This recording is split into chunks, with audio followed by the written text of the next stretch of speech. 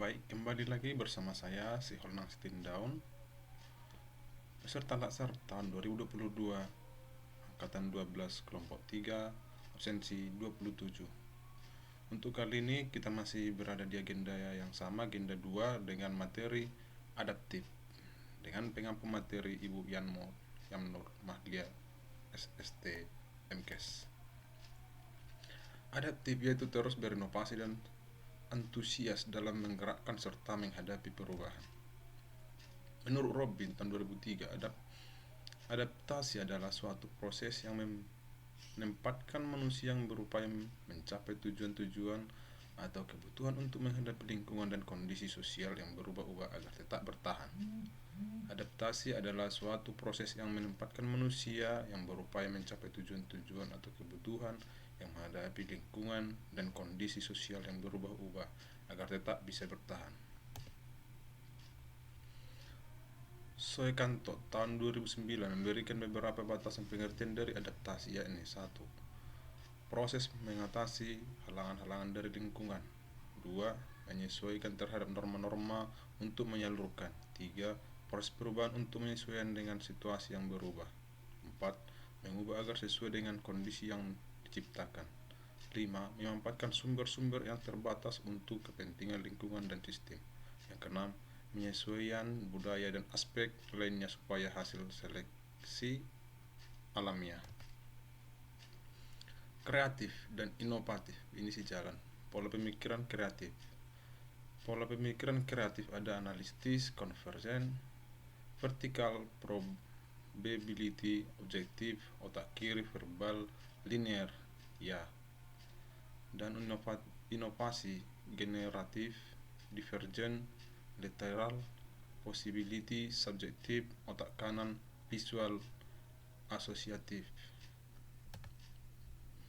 Organisasi birokrasi adaptif. Adapun perbedaan di antara organisasi birokrasi dan organisasi adaptif dari segi desain. Di organisasi birokrasi mekanistik, sedangkan organisasi adaptif dia adalah organik.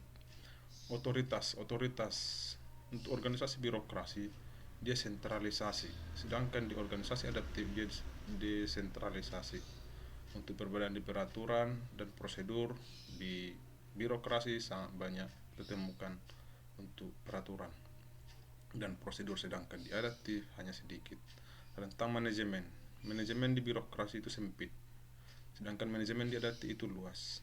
Untuk tugas di birokrasi spesialisasi, sedangkan untuk di adaptif dia terbagi untuk tugasnya. Tim dan tekanan tugas. Untuk tekanan tugas di birokrasi lebih sedikit dan di adaptif lebih banyak.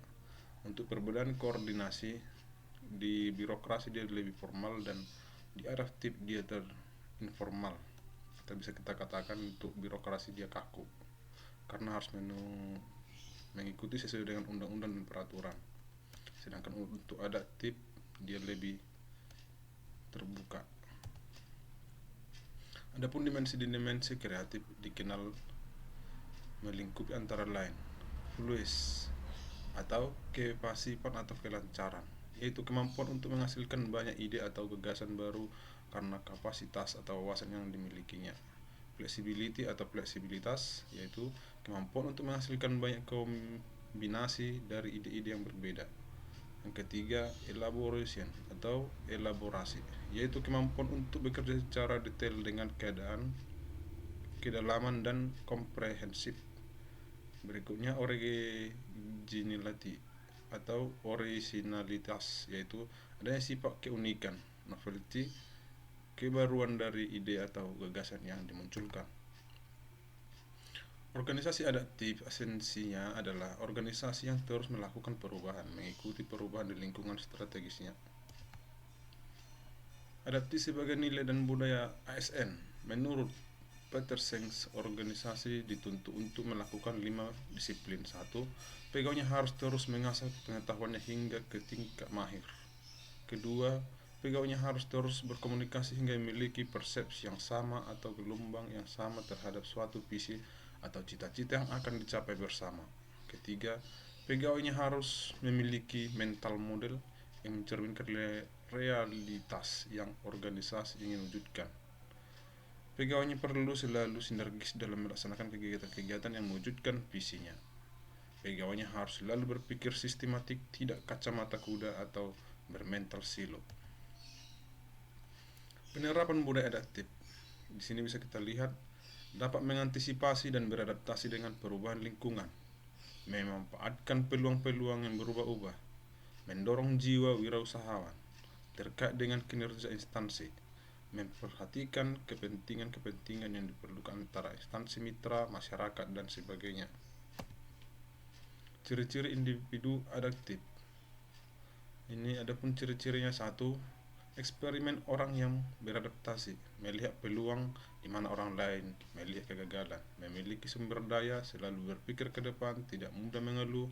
Orang yang mudah beradaptasi tidak menyalahkan, tidak mencari popularitas, memiliki rasa ingin tahu, beradaptasi, memperhatikan sistem, membuka pikiran, memahami apa yang sedang diperjuangkan. Perilaku adaptif adalah dalam hal menyikapi lingkungan yang bercirikan ancaman fuca. Atau berikut kita akan paparkan satu persatu dari singkatan fuca ini. Untuk V-nya adalah volatility atau perubahan. Dunia berubah cepat, menggejolak, tidak stabil, dan tidak terduga. Untuk U-nya uncertainty atau ketidakpastian. Masa depan penuh dengan ketidakpastian. Ini tentu kita dapati untuk masa kini. Banyaknya perubahan-perubahan, gelombang-gelombang, terutama untuk di teknologi informasi yang sekarang ini. Complexity atau gangguan dalam kekacauan. Dunia modern lebih kompleks dari sebelumnya. Untuk A-nya ambiguity, penyimbangan. Lingkungan bisnis semakin membingungkan, tidak jelas dan sulit dipahami. Ini untuk penyelesaiannya. Adapun untuk volatility itu kita harus melihat dan kemudian kita harus memahami dan kita lihat untuk kejelasannya, dan kita juga harus melincah. Pengembangan kapasitas pemerintah adaptif, pengembangan SDM adaptif, penguatan organisasi yang adaptif, pembaharuan institusional yang adaptif.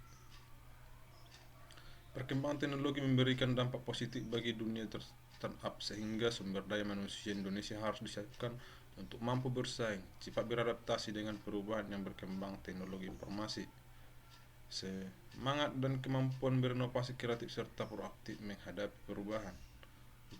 Pembaharuan institusional adaptif adalah melakukan perubahan, perbaikan, penataan, dan pengaturan secara independensi komprehensif dalam sistematik terhadap banyak hal, terutama yang berkaitan dengan pemerintahan. Sekian yang bisa dapat sampaikan untuk materi adaptasi. Apabila ada kesalahan dan kekurangan, saya mohon maaf. Terima kasih.